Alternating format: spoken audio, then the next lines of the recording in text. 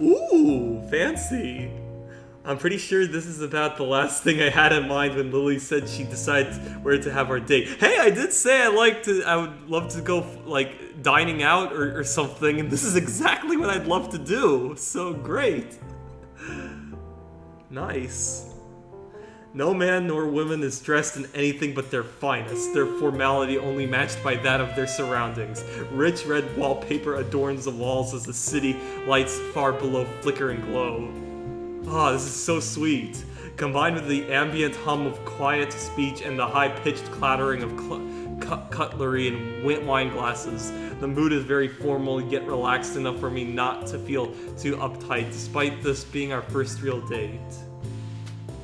Once we get seated, our waiter leaves to attend to others with a quick bow, after an appreciative nod from Lilly. I wonder what Lilly looks like. Far from depending on my help, Lily's managed to navigate herself around surprisingly easily, so far despite the unfamiliar environment. A light brush here and there, and she's genuinely quite deft at orienting herself as needed. Ooh, nice. My eyes look to Lily's. I can tell from her face that she's listening to her surroundings just as hard as I'm looking. Is she wearing a Chinese dress or something? It kind of looks like it a bit. Though, truth be told, my eyes are lingering on her each time they sweep across the room. The red Cheon-sam she's wearing... Yes, it is a Chinese dress. She's wearing accentuates her figure very well, and it shows off her legs. Even her hair is done up, and the scent of perfume is just noticeable. I love how we're having a date with her. It's like our first date like this, even though we already had sex before. I don't know. I just found it funny because honestly, I'd be doing something like that first, and then do the sex. You know what I'm saying? While my black suit may be a rental, I have managed to select an appropriate one. It feels surprisingly comfortable considering I've so rarely worn one, and it fits the setting just as well as Lily's attire. I guess this is a new experience for both of us then.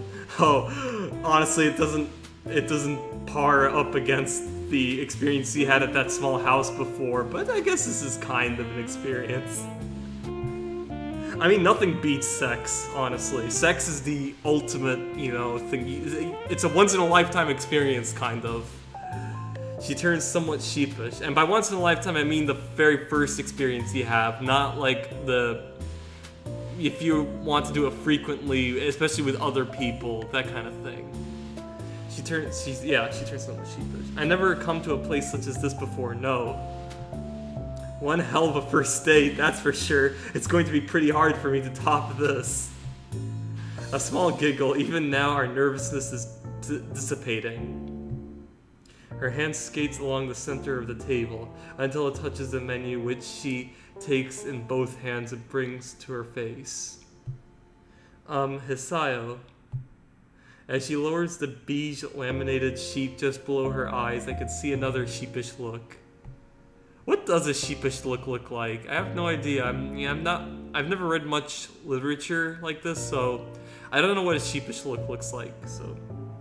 I doubt asking the waiter for a menu in Braille would be productive. Oh yeah, of course. I forgot it would be productive. I can read it out for you, no problem. I take bite and give it a quick read, my small grin faltering. Oh, what? Perhaps there is... What's wrong? Oh wait, he doesn't know what kind of foods there are, so how would he know what good ones to pick for her? Is that it? There are quite a few items on here, and I'm not completely sure how to pronounce a couple of them. Oh, I see. It's one of those posh, fancy kind of names, like maybe in French or something. Pronounce a couple of them. One fine cuisine after another is listed. Most may be in Japanese, but a few are in English and French. Yeah, there you go. I guess it's to be expected, but I have no idea what's in some of these. Oh, this one I recognize. Wait, hang on. You can cook that? A small giggle of amusement comes from behind the paper sheet. Well, I could read them all out, but it'd take a few hours. Is there anything with some kind of fish in it? Let's see. No, aren't those poisonous? No, they eat that stuff. No. Ah, here we go. What do they mean poisonous? Is he talking about the, like, fugu or something? Because that's the only thing I know that's poisonous. Or lionfish. Lionfish is also poisonous, but it's still edible if you just take off the spikes, you know? A tuna salad seems to be a good bet. From the picture, it looks like it'd be pretty filling as well. Oh, good. That's nice. That seems to be a reasonable, safe option. Let's order 2 then. I'm pretty sure a couple of these dishes are from poisonous animals. I've had enough deadly run-ins for now. You know, just because they're poisonous doesn't mean that they'd be bad for you. I mean, like, you know, you could, like I said, you could eat lionfish and that's fine. You could eat fugu as long as it's from like a licensed chef, and that's also would be fine. But then again, even that would be it's not that risky, but it's like maybe a 1% like death rate. Yeah. I can understand. You know what? I can understand skipping the fugu, but I mean, like, I don't know what other poisonous animals I would enjoy eating. Yeah, I mean, I don't know. Maybe a point to take is that even I don't know what other poisonous animals I could eat, so yeah. Lily maintains a smile, but there's a distinct lack of laughter. Black humor mustn't be her cup of tea, though. To be honest, I don't find it exceedingly funny either. Oh, okay. There are certainly quite a few interesting smells wafting about. The same is true of the sights, I assume. I've never been anywhere quite like this. A fancy Japanese tea house on an occasion or two, but never anything this lavish nor European in styling. Before another word can be said, a portly waiter in a distressingly tight vest appears at our table to take our orders. Provençal tuna salad. Niçoise, please, too. I can't even pronounce that shit. I hope I didn't mess up the pronunciation. I think you probably got it more right than me. Of that too badly. Even if I did, he doesn't show it. I know it's a game, but, you know. And may I have a glass of Chardonnay, please, Hisao? I think that's how you say it. Oh, the same. As the waiter nods and leaves, I suddenly realize that what I said by absent-mindedly mimicking Lily's answer, I regret it pretty quickly. Oh, why? Alcohol? Oh! Of course! I mean, oh, damn. Are they allowed to? Maybe. There's a lot of alcohol drinking in the Actually, there's a lot of underage drinking in this game. I was gonna say alcohol drinking, but underage drinking is more appropriate. Only a bit.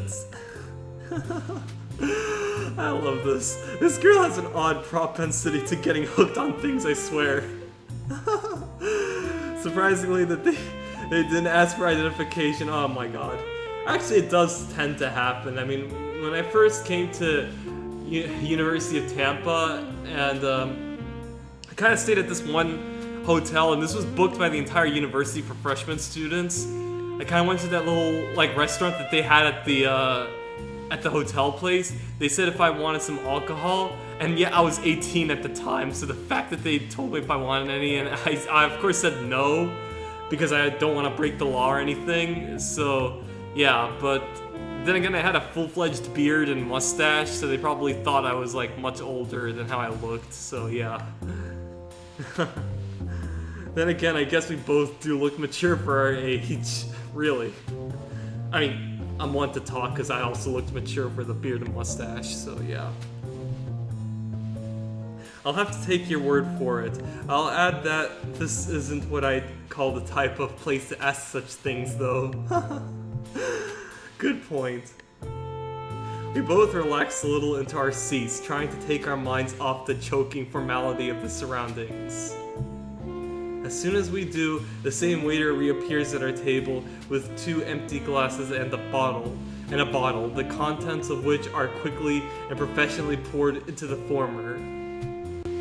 Oh, The flash was just immediate. We both nod politely as he leaves, Lilly taking her glass and gently moving it from side to side. The liquid inside glistens as it moves around in the glass, and I have to admit, it makes me a little less regretful for ordering the same.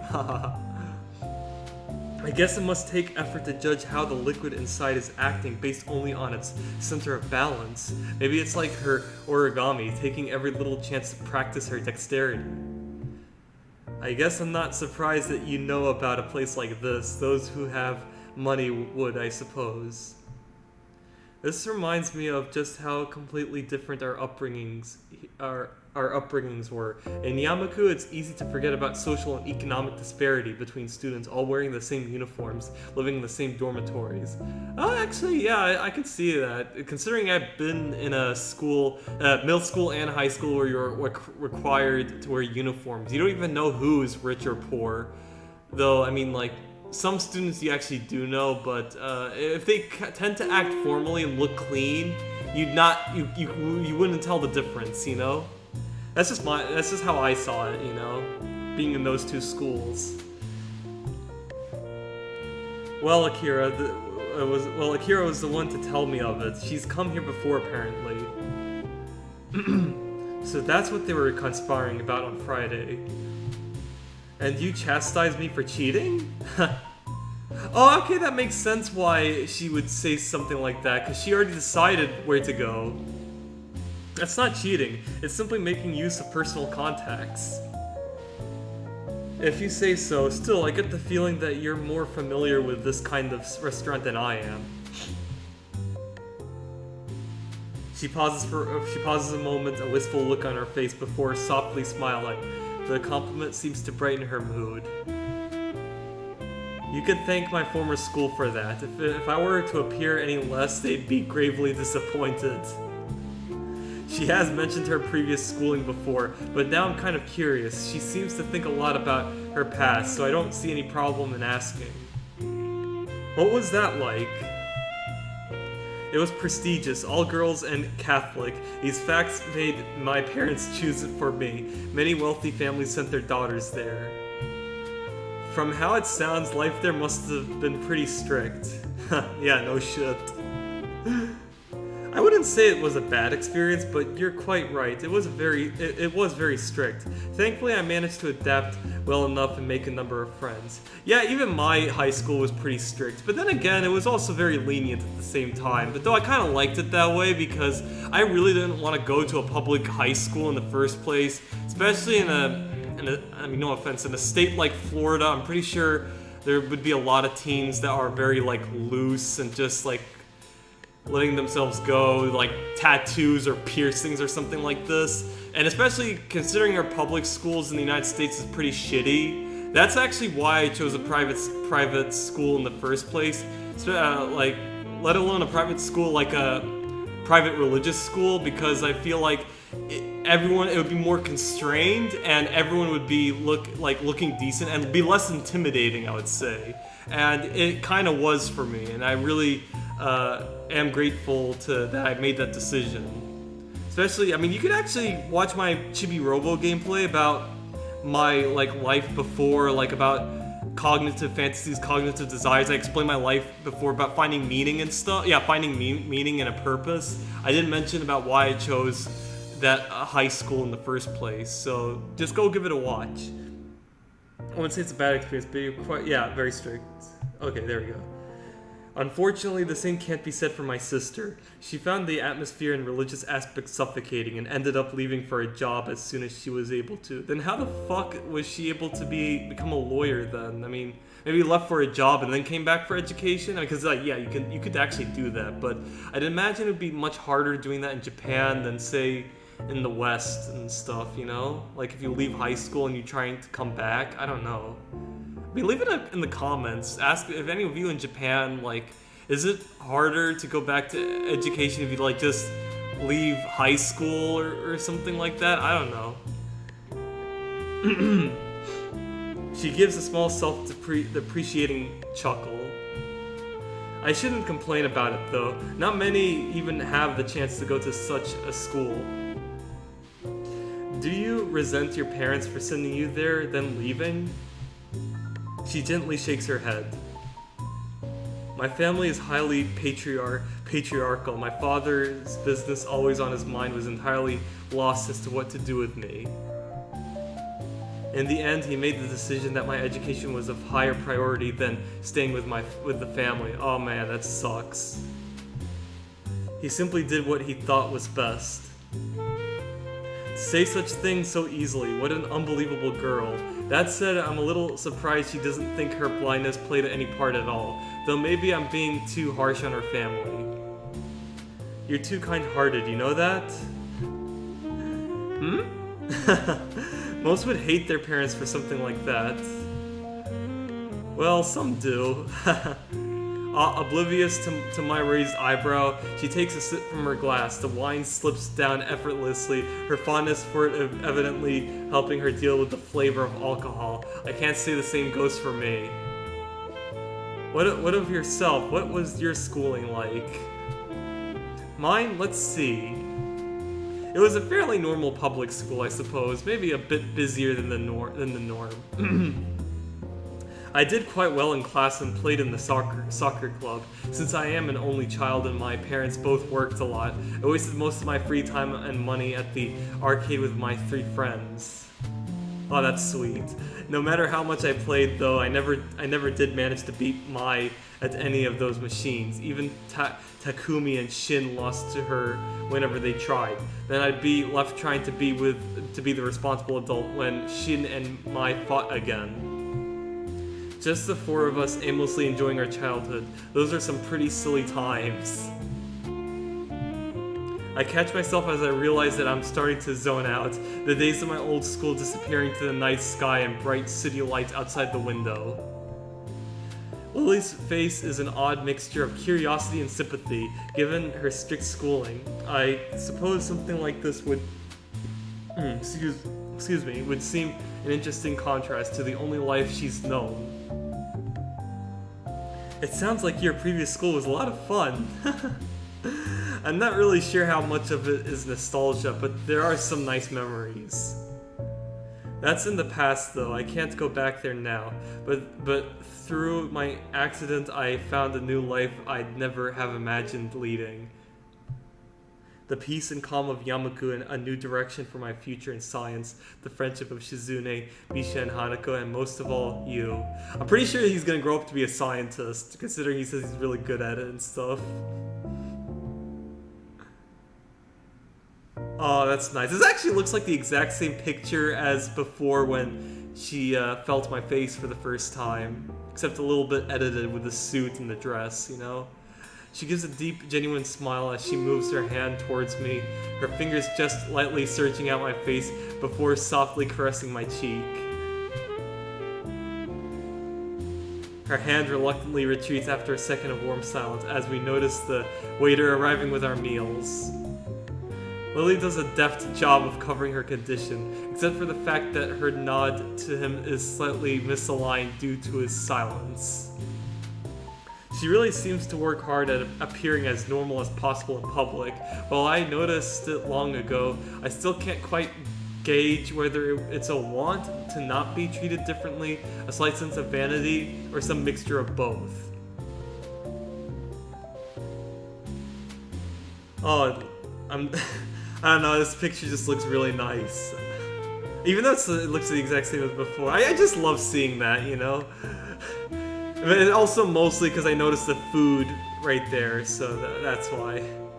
The dish served lives up to the salad name, and the portions pleasantly large with the sliced eggs and tomato. It looks very enticing indeed. Oh yeah, I did notice there was eggs in it. I was hesitant to say if there were eggs on it because I thought it's tuna though, but yeah, there's some eggs on it. Lily takes her knife in one hand and fork in the other, quickly getting to work on the dish as I do. It's later than when we usually have dinner, so we're both eager to dig in. My cautious skewering of leaves and vaguely meat-like squares with my fork is matched by Lily's silent and measured prodding and chewing. An occasional tap around the sides of a piece of the food to work out its edges is the only giveaway to her lack of sight. Oh. I'm done with my meal in little time, Lilly taking the last few bites as I sit observing her. Finished, Hisao? Yeah, it was pretty nice. That much is very true. I never thought a simple salad could be so tasty and filling. But then again, I suppose that's why it costs so much to eat here. Content with my appraisal and evidently agreeing, Lilly gives a small nod. You know, given that you're part foreign, exotic looking, and quite pretty, I'm surprised that nobody's ever confessed to you before. Yeah, it is surprising. You're assuming nobody did. Oh, there's some that did? The simple statement takes me off guard. He wasn't the only one. Takes me off guard. I shouldn't be surprised given that I was complimenting her just moments before. Really? I've received several confessions both in this school and my previous one. Adolescence is a funny time. I mean, look at the bright side. You're basically the first to take her virginity, you know? So, and that's even better than that, you know? She's kind of talking as if she's above it herself. Huh, how easily you say such a thing. Lilly looks surprised for a moment before a playful smirk covers her face. Is that jealousy? What? No, it isn't. You're a bad liar, Hisao. You should take that into account. Then again, I do appreciate how sincere you are, even if you don't intend to be sometimes. I think your honesty will always serve you well when dealing with others. Well, honesty is the best, thing in life, you know? Of course, it's the most hardest thing in life. I clear my throat in mock disapproval of this whole business and try to steer the conversation elsewhere. To tell the truth, though, I do prefer solitude to being surrounded by others. I don't think I could maintain a social circle like you do. Yeah, same thing for me. She contemplates this for a moment, but then again, he's actually better at socializing than I am. Like, much leagues better. I don't think that's true either, but then, I was gonna say that's because, for me, I have no interest in guys, but then again, he socialized with far more girls than I ever did. He only socialized with one guy in the entire school. And that guy's a nut job. I've seen how gentle and caring you are around Hanako, and you get on marvelously well with others, even those whom you hardly know. I think you're quite adept at social situations. But on that note, what of your confessions, Hisao? I'm sure someone like you must have had at least one admirer. Yeah, you kinda did a bit. Maybe. As I open my mouth to speak, I can feel my face turn slightly dour.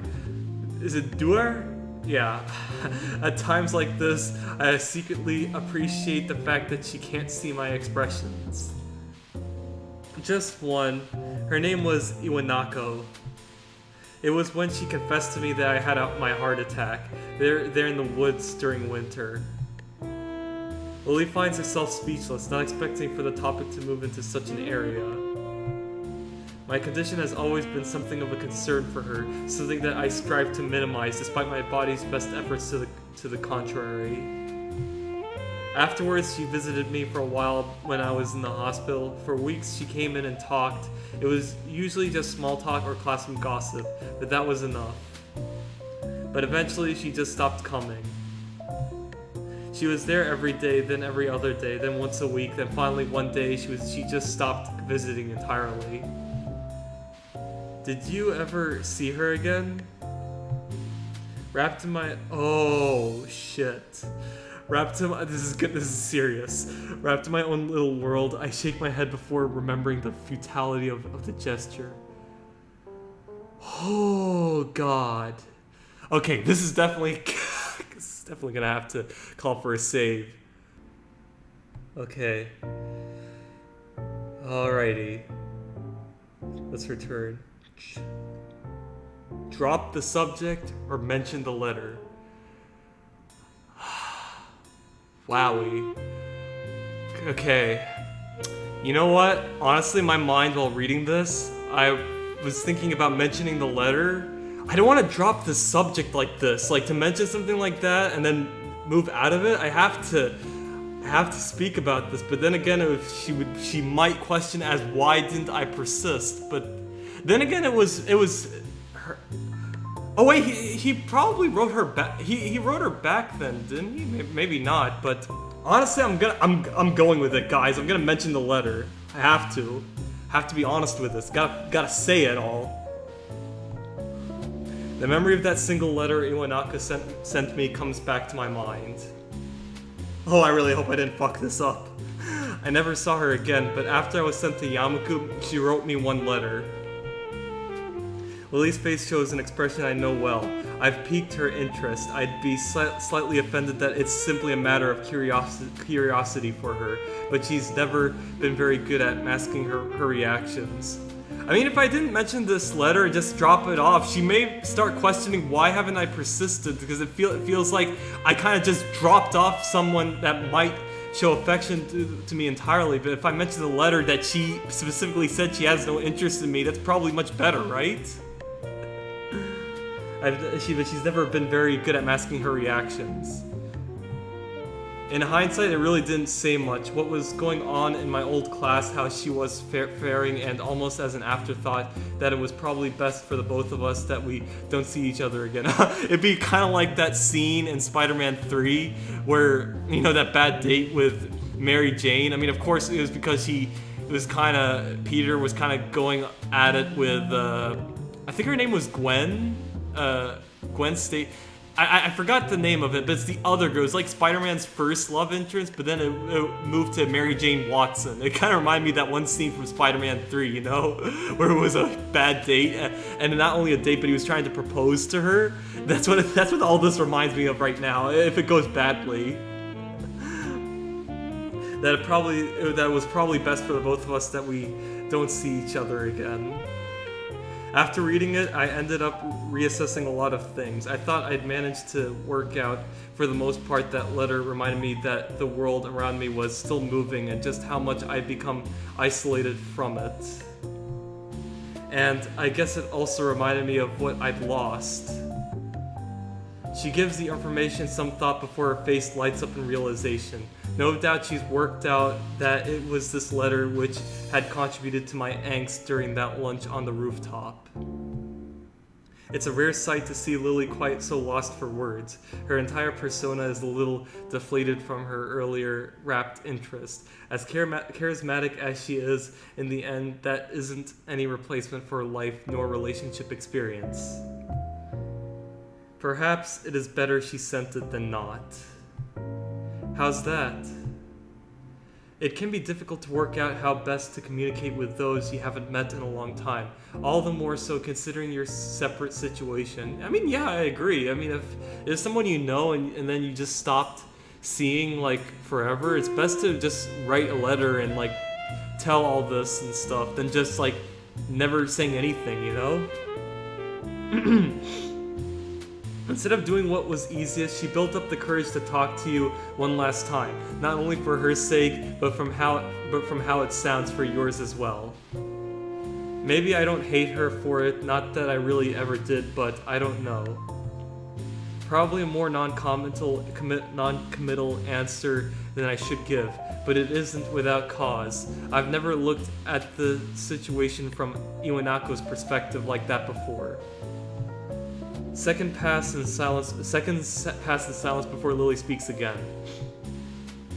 Moving to Yamaku must have been hard for you, having your friends and even your girlfriend taken from you for no fault of your own. The worst of it passed while I was in the hospital. When all that surrounds you is four white walls and a small television, your mind takes on a life of its own. It's like my old school, I guess. I just try not to dwell on what's happened and keep thinking ahead. All that reminiscing does is get me down, and it's largely thanks to you that it feels like things are finally getting back on track. That's pleasing to hear, Hisao. She lowers her face slightly, her expression pensive. I guess I went too far and embarrassed her. I suppose you went through something a bit like that, like what I did when you entered Yamaku anyway, right? I imagine the vast majority of our school's students did, after all. You said yourself that you made friends in your old school. I can't imagine many followed you. Lily's deep smile drops, her expression unexpectedly darkening. Even her hands retreat to her lap. After a long while, she speaks. Hisao, can you promise not to tell anyone else what I'm about to... I promise.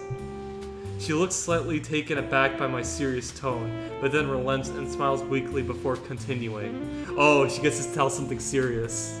Say something serious, sorry. When I moved to Yamaku, I did regret losing the friends I'd had at my other school. But there was one person whom I most regretted not seeing again. He was the reason I took up English as a future career. Considering she came from an all-girls school, that can't have been a schoolmate then. I rejected the confessions I'd received until then from him. Every time I improved my English skills, his praise was my most treasured reward. It's funny, isn't it? Someone like me able to boast about the people who have set eyes on me liking someone so utterly unattainable as my tutor. It truly is the most ridiculous thing. Did you? She quickly shakes her head from side to side. I couldn't. Even then, I knew it was impossible. A silence reigns over both of us. This does seem to explain her ardent focus on her future in teaching English, but I can't help thinking of her confession to me. She lost him without ever letting her feelings be known. Did she somehow fear that would happen again, but with me? I don't really know what to make of it. I've heard of such relationships before, taboos born of such things as puberty and youth. The fact that she had the good judgment not to act on it, though, is heartening. What, so she had a crush on her English tutor or something? I don't know. I know this must sound strange, but please don't think of me. Oh, okay, maybe she did have a crush on her English tutor. Don't think of me. Why would I think any less of you for that? To be honest, I think he must have been a very nice person if you liked him so much. Not only that, but you stopped yourself before going too far. Okay, yeah, definitely. For a moment, she looks somewhat lost, most unexpectedly, though it isn't a second before she starts to laugh.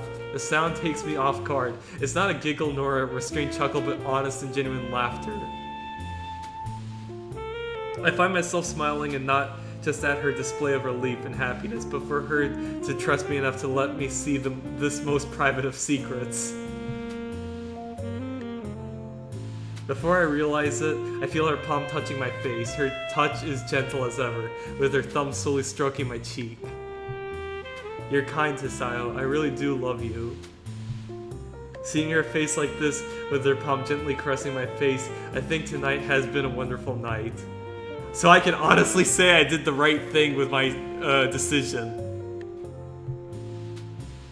I guess we both had pretty weird pasts, eh? I think by most standards our present is rather odd as well. I smile and hang my head. This woman can easily run rings around me, of that I'm quite sure. I look back around the room with its continuing quiet hum of Patreons. This place probably fits into the odd category too. It is a tad overbearing. That's one word for it, yes. I catch the eye of a scurrying waiter, a short, scrawny guy no older than 20. He kind of reminds me of Kenji, though unlike him, the waiter isn't dressed for winter during midsummer. Oh yeah, okay, it is summertime, and okay, that makes sense. Midsummer. I was like, is it like, because he's always saying how cold it is at night, but I mean, it's never cold for me in Florida at night, so obviously. After a curt bow and an offer to remove our plates, Lilly asks for the bill politely and softly.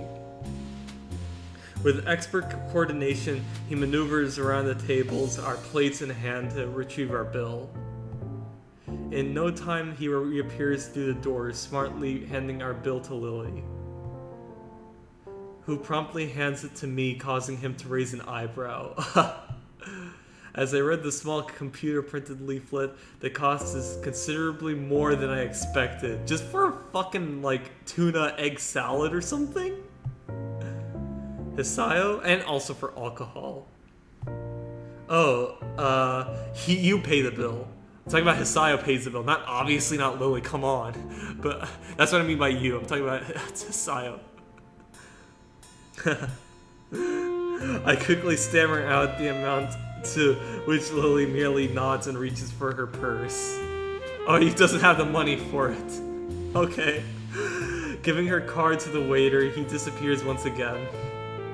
That was a disproportionately large amount of money. The statement seems to make Lilly slightly uncomfortable. Oh god. My family leaves me more than enough for my education. The same goes for my sister though. She dislikes being reminded of that fact. That said, I too dislike throwing my money about, but this one time I think I can make an exception just for you. Not only did you choose our date, but you paid for both of us as well. I take the bridge of my nose in my fingers. I can't believe how high you have set the bar for our next date. She gives a small giggle. I'll be looking forward to it, Hisao.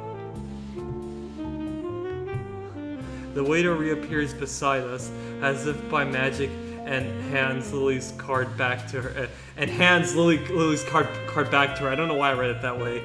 Evidently picking up on her lack of sight, he places the card in her hand with an extra, perhaps unneeded amount of firmness to make sure of her grip. Leaving, he exercises a measure of diplomacy by keeping a neutral face despite my own expression. Clapping my hands together, I stand up from my seat in order to bring an end to our night out. Shall we be off then, Shall we be off then, m'lady? I don't know why, but anytime if I ever see something like this, I'm instantly reminded of a fat neckbeard fedora wearing like man just saying m'lady, you know? I don't know. Oh god. And that's how I'm gonna end it off. Yeah, so I'm gonna end it off here. That was a lot longer than I expected. I'm also getting kind of tired, so yeah. Oh shit. He woke up like that. But we'll leave it off here. We'll find out why he woke up like this. So yeah, we just had our little date. It was a nice date, I have to say. I'm gonna save it off here. And I'll delete that file where I saved because now it's not needed. It's called Out and About. So yeah, that's it. Definitely looking forward to it. Looks like it's still not over. There's still some. Oh yeah, because now we're gonna go off for his date. So yeah, that makes sense. So yeah, I guess that's about it. So we'll just end it off here. Anyway, thanks for watching. Like and subscribe, and I will see you all next time.